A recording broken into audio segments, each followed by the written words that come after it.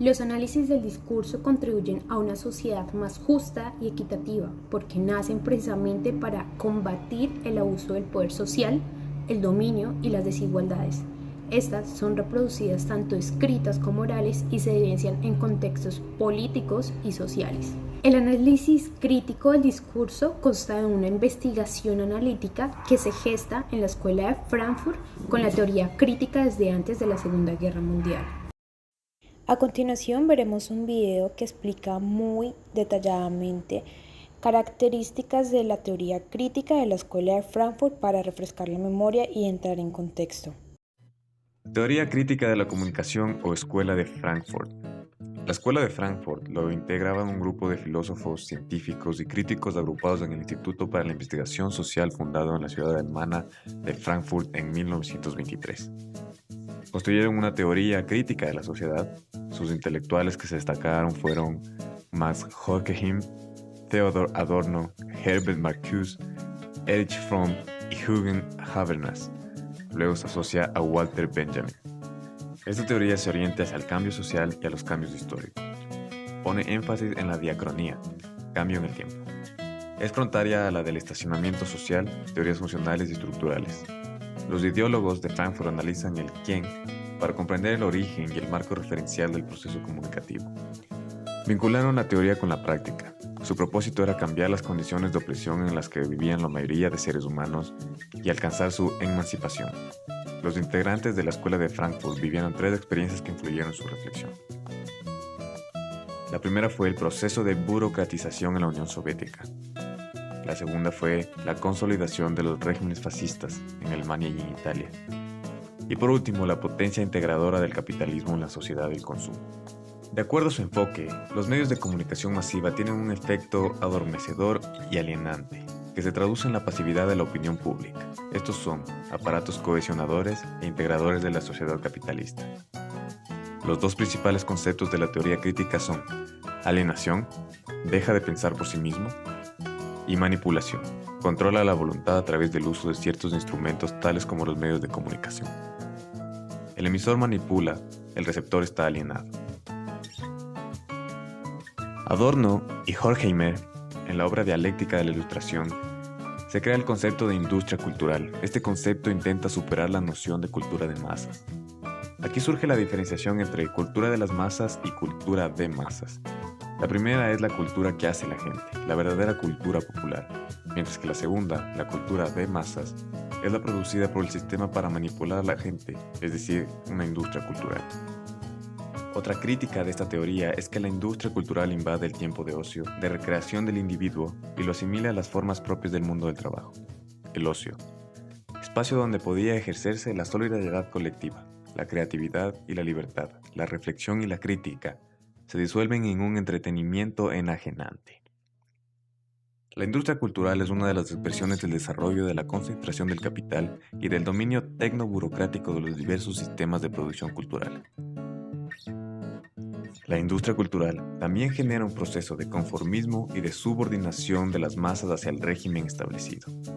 Ejemplo: un medio de comunicación informa que el gobierno deja de invertir recursos al seguro social y por lo tanto se cerrará el seguro social. Esto crea una manipulación de masas y alineación de pensamientos, ya que las personas no tienen un pensamiento propio, autónomo sobre esa noticia.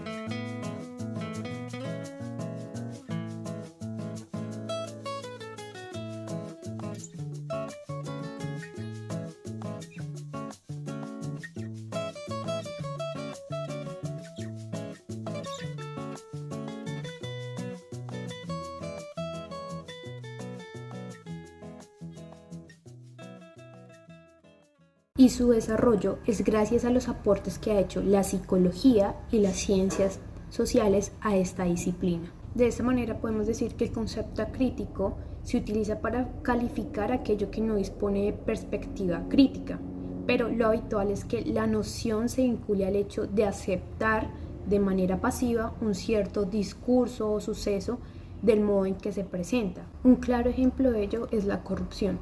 Porque hablamos de la corrupción y esto es fundamental en este momento que estamos como en época electoral, ya que muchos de los ciudadanos no salen a votar porque dicen, ay no, yo para qué voto si es que todos son iguales, ay no, yo para qué voto si es que van a ir a robar, ay no, pero es que no van a cambiar las cosas.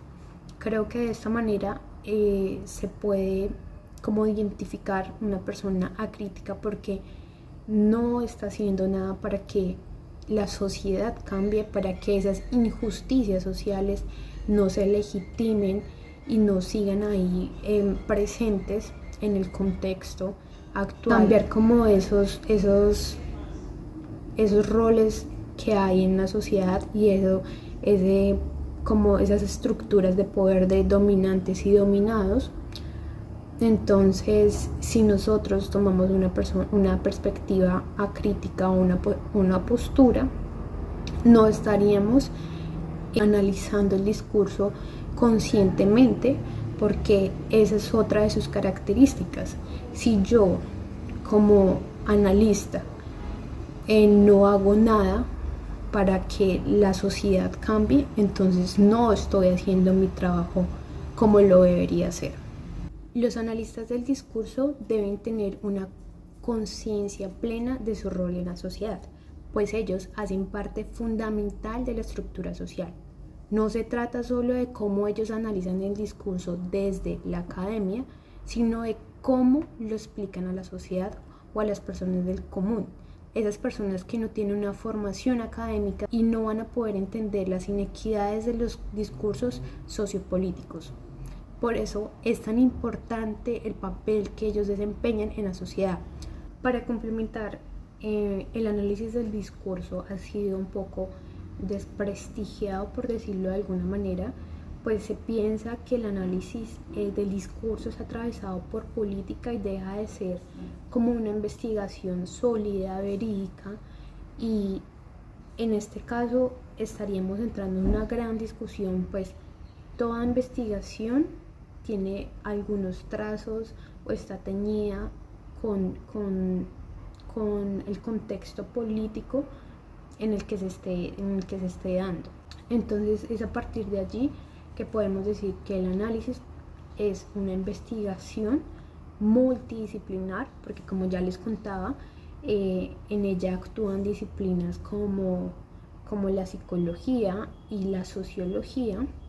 Entonces, a través de ellas se pueden hacer investigaciones que no solo queden en contextos teóricos, sino que también se apliquen con prácticas y cambien los paradigmas actuales. Ahora vamos a hablar como de las relaciones que existen entre el texto, el habla y como el discurso que emiten cierto tipo de personas. En la mayoría de los casos, los discursos los emite una persona que tiene poder, una persona que es autoritaria, un hombre por lo general, que tiene un rango superior a la gente común, que no sé, que es un presidente o que es un militar o tiene algún rango que lo hace superior a los demás y asimismo le ofrece un privilegio.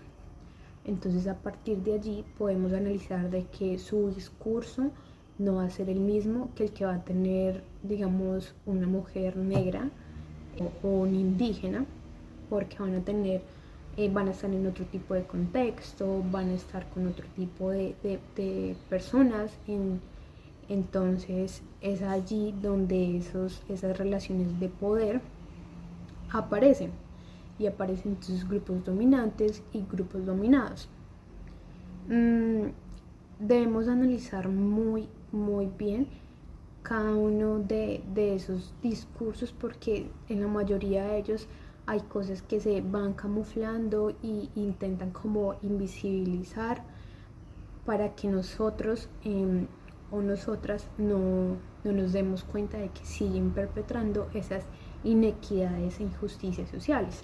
Es por ello que el discurso está atravesado plenamente por la sociedad.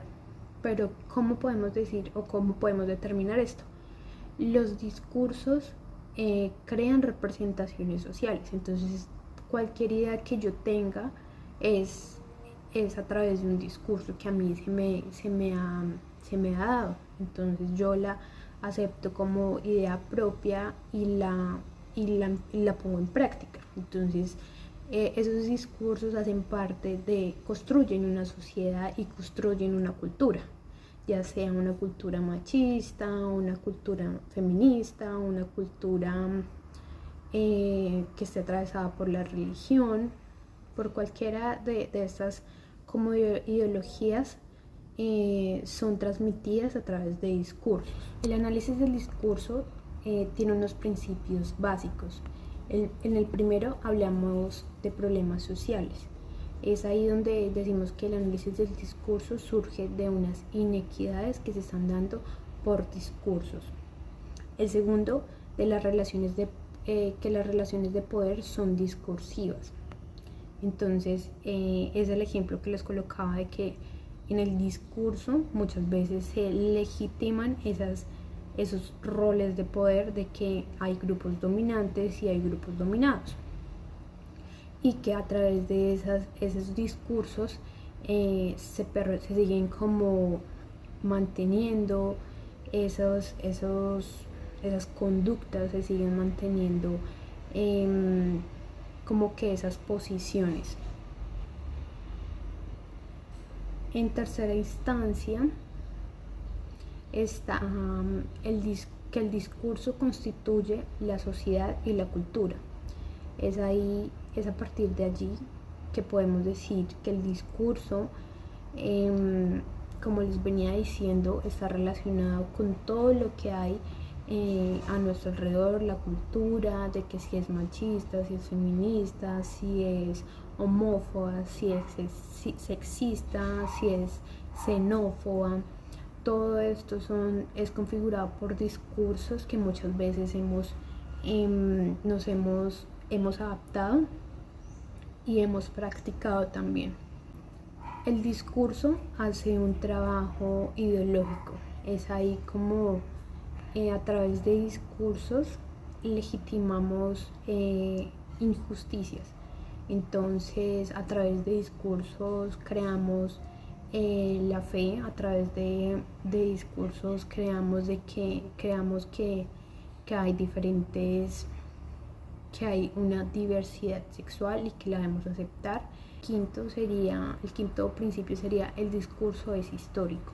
Es a partir de esto que sale el ejemplo de Martin Luther King, de que su discurso fue histórico porque intentó cambiar la perspectiva en que tenían los estadounidenses sobre las personas negras.